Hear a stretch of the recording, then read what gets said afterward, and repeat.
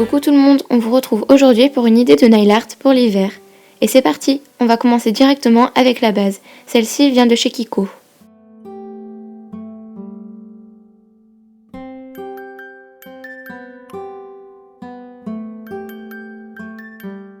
Au niveau des couleurs des vernis, on aura besoin d'une base.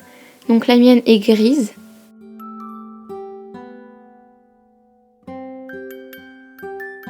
Ensuite, j'utilise un top coat pailleté. Donc le mien est dans les tons gris, mais il est facultatif. Et pour terminer, un vernis blanc.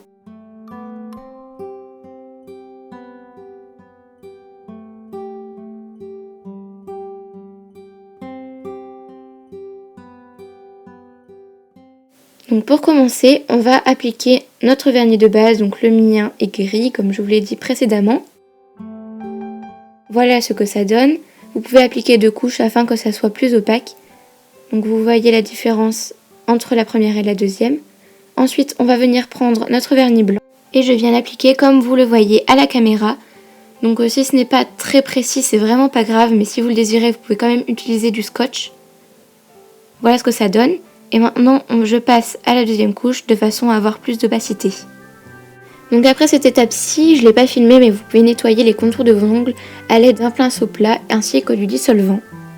Donc maintenant, on va passer au point. Pour cela, vous aurez besoin d'un dotting tool ou de plusieurs de façon à avoir différentes tailles de points.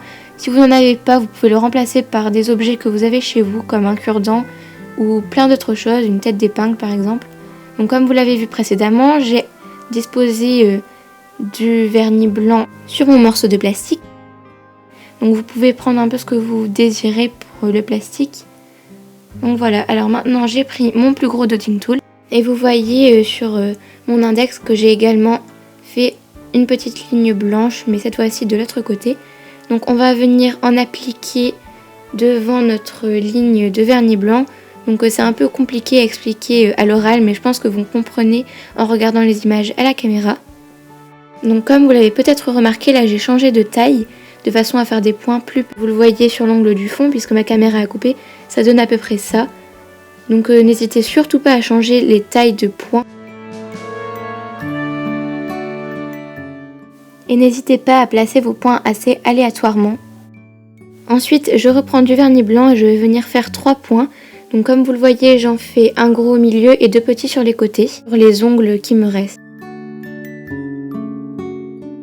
Donc maintenant je vais appliquer un petit peu de top coat pailleté en bas de ma ligne blanche.